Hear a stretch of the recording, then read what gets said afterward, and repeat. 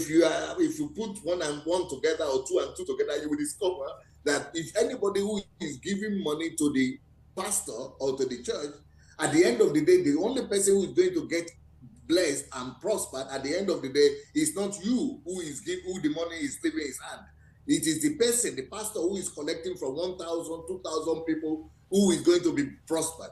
So it is deception. Anybody who says that the way for you to come to prosperity is by giving to the church or to the pastor is a crook, is a scam.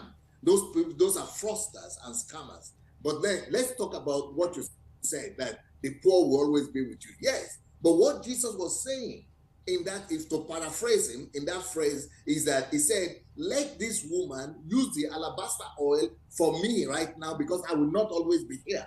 But you will always have the poor people around you to do good to. So me, I will be here for a short time. I will not be here. But the poor people, you have opportunity to take care of them every day. So he is not saying that we shouldn't take care of poor people. He is saying that we have all the rest of our life to care for this kind of people. Now, but those people who say that as well don't tell you the practice of the church in the New Testament. And the practice of the church in the New Testament, in the book of Acts, is that the people who brought tithes, offering, and all their whatever they have to give, who brought it to the church, the Bible says that they laid all those things at the feet of the apostles.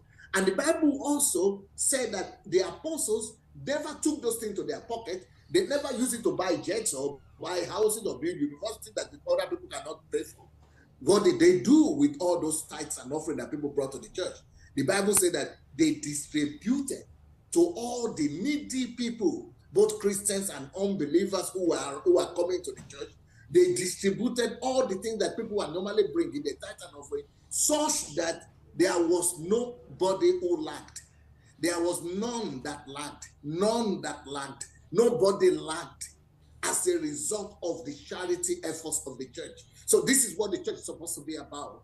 If the church is supposed to make sure that all the needs of the people, not just in their church, but in their environment and community, are met through the free will offering of those people who can afford it. So that's what I tell my people here in Europe or in Africa, people who listen to me. I tell them, if you don't see what your church is using your tithe and offering for, if you don't see the needy they are taking care of, if you don't see the widows and the orphans that are taken care of, if you don't see the alcoholic and the drug addicts and other people that they are taking care of with your money, don't give money to that church anymore.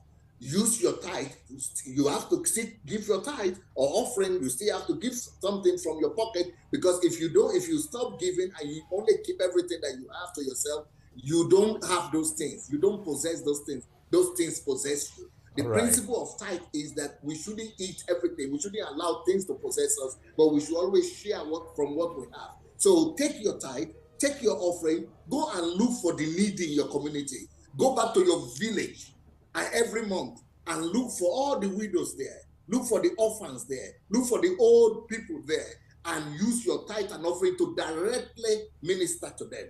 This is what Deuteronomy says about tithe and offering. Tithe and offering is for orphans, is for widows, is for strangers, it's for the needy and the poor in the society. So, but people only brought them to church so that church will help them to take care and distribute and take care of the needs of the society. But if you don't see what the church is doing with your money, take your money and look yourself with your own eyes. Look for your relatives that are in need. Look for your village people that are in need.